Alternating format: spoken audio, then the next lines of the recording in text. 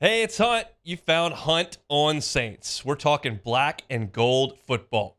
Do us a favor. Hit the like button, share your comments below, and hit that subscription button so you can get all of our content. Enjoy. Go to the phone lines, Jim's Firearms Hotline to be exact, and we'll chat with our guy, Sharief Ishaq from WDSU. Sharief, how are you? Good, man. Good, man. Crazy day, but it is what it is. It happens every year. Most surprising news of the day thus far has been? Well, I know people want it to be the special teams, but to be honest with you, it'd be a little more surprising if both guys were better last season. You know, they weren't so consistent last year, and that's kind of what the big reason is why they went away from Wil Lutz and Blake Gillikin and went with Blake Groupie and Lou Hedley. You know, two rookies to kick and punt. Not really a surprise. I know that it's for radio reasons you want to say it's a shocker and a surprise, but if you watched last year, you could see maybe in some of this preseason you could see it coming. Do you think that the two incumbent guys, that Lutz and Gillikin, saw it coming? You know, it's funny that you asked that question because in the locker room Sunday, while talking to Wil Lutz, he looked a little emotional on his face. Maybe he thought that it was, a good chance. It's not like he's out of the league. I mean, he's going to his former coach in Denver where he could kick 65, 70-yard field goals.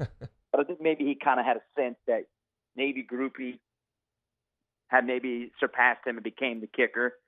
And you got to look at it this way, Hunt. It's a business for sure. He has 1 year left on his contract, and you get a rookie for 3 to 4 years. You're going to have to find a kicker more than likely after next season. Kept Lutz.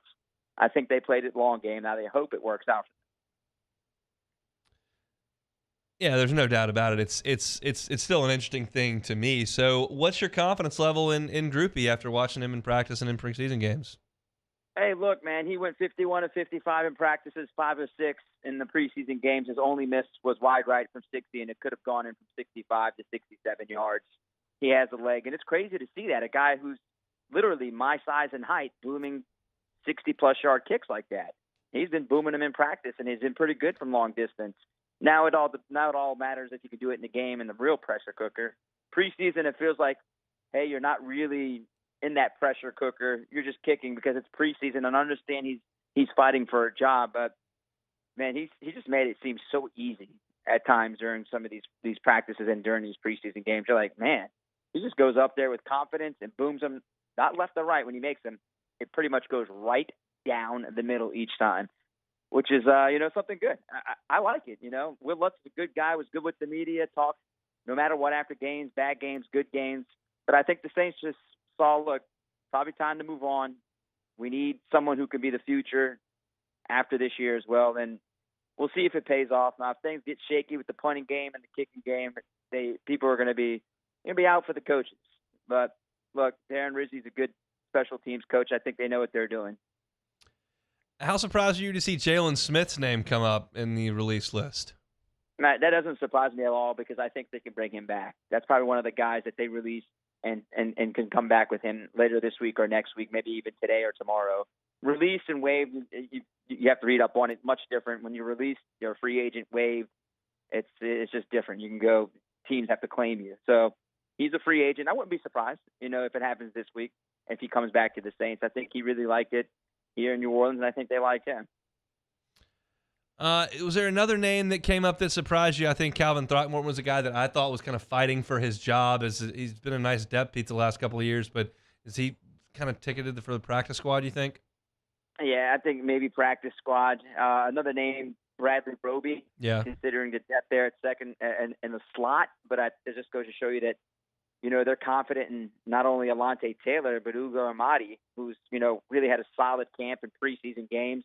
He can not only play safety, he can play in the slot. And they're just looking at it, hey, I know Bradley Roby wasn't happy about it, tweeting, if you're playing the cost game, essentially it's going to cost you. But the Saints play that game. But they also play it with, hey, which guy is going to fit our defense really well? And, Dennis Allen has done a good job when it comes to evaluating the secondary in his time. So, you have to trust him. The secondary played well last year, especially towards the end of the season. If he thinks Ugo Amadi and Alontae Taylor can fill in, at slot, then they'll be fine. He's going to start at slot, Alontae Taylor, and that's where he's going to play.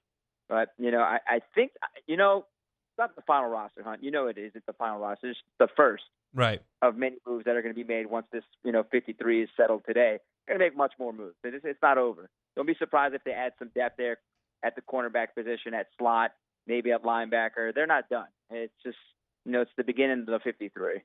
You texted me on Sunday night after a couple of big catches by Jimmy Graham. Your thoughts? Can't teach 6'6", man. I keep telling you that every week. Can't teach 6'6". He'll box you out. I don't know how many guys who can really, unless you're really going to put a linebacker on him and a good to go up with him. But it was nice to see that, man.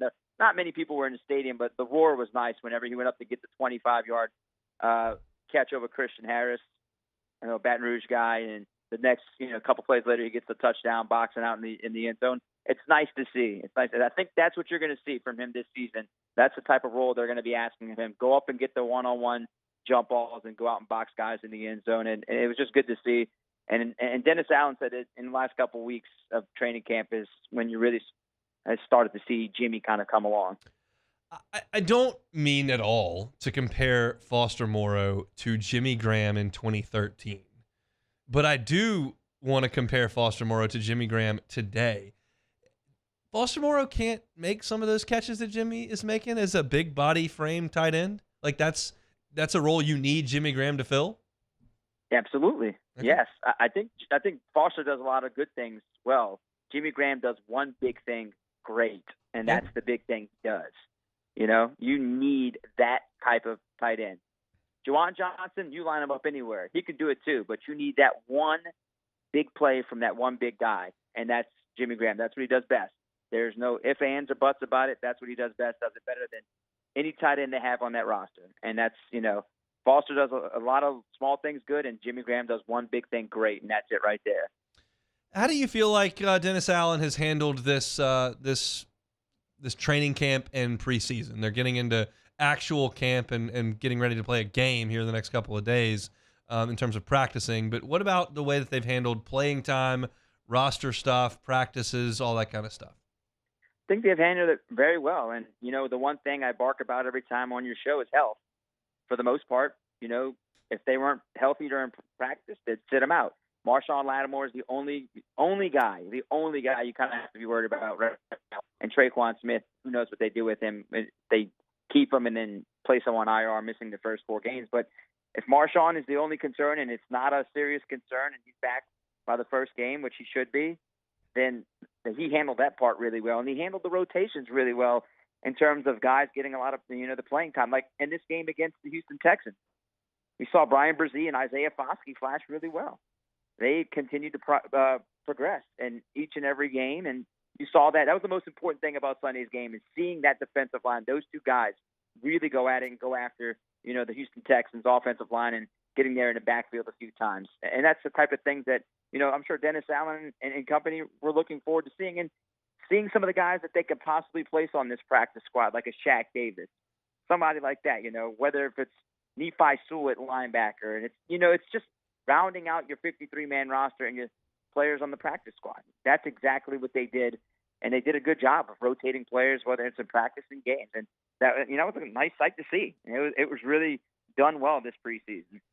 Did the game that he played against reserves on Sunday night change the way you feel about Isaiah Foskey at all? Look, it's work in progress. Yeah. That's just a perfect way to put it. I know it shouldn't be the case with a second-round pick. You would think that he could be a little bit further along, but adding size, he's got to get more reps. And there's going to be some times, I think people are not going to like this when he's a healthy scratch. And it's not a good look, I understand, but he's a work in progress. But steps in the right direction have been made, especially in the last 10 days or so for him. What do you think about Jay Cainer? That wasn't a good game. No, it wasn't. He had that rookie quarterback game. He was slinging it to Lucas Kroll quite a bit, 15 times, caught 7 passes. Seemed like those two guys were linked up a lot. They were connecting. Just saw him. Just like he had tunnel vision for 87 for most of the game. He dropped a couple passes. Some of them were on Jake, and some of them were on Lucas Kroll. But he had that rookie game. He floated some passes, he threw some passes one along the sideline he shouldn't have thrown, one down the middle of the seam that could have gotten picked off. The two passes that got picked off. One was a good play. To end the game. Yeah. And then one in the end zone, he threw up you don't throw that ball into triple coverage. There was 3 guys back there. Hey, it's Hunt. Thanks for watching Hunt on Saints. Before you leave, help us out a little bit. Hit that like button, leave your comments in the section below, and hit that subscribe button so you get all our content right here from Hunt on Saints. We'll see you next time.